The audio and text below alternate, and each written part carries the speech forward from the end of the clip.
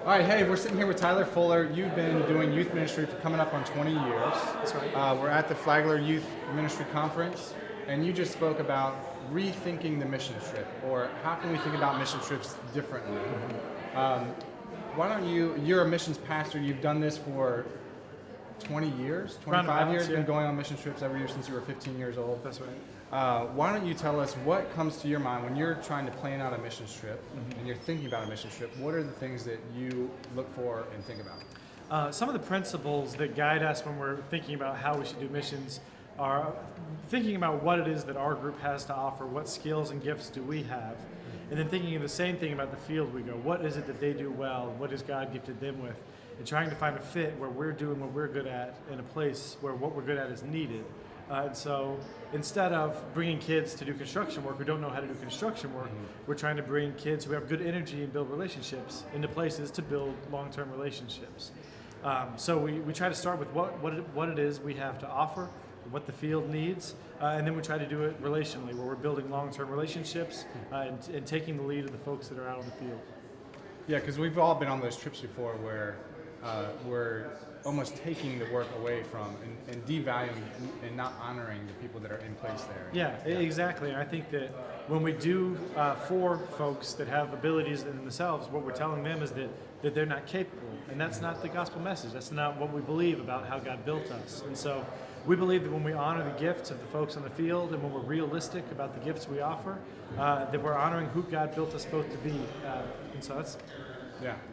Well, you talked a little bit about one-way giving. That's right. And you also talked about asset-based community development a lot. Tell us a little bit about how you think about those things. Yeah, when we think about if the goal of our mission projects is to build meaningful relationships, I think the best way to say it is that we believe that one-way giving complicates relationships. When we find a need and then we meet it with our own resources with no buy-in and no sort of sense of reciprocity, then we are creating a power dynamic that plays against our relationship, right? We've had family members and friends who have called us in need and we've bailed them out, and I think we've all had that experience where we know that moving forward we've done damage to the relationship even if we've met the need. And so I think the best way to say it is that we don't want people not to give, but we want people to think about how they give and how it's going to work long-term in affecting relationships.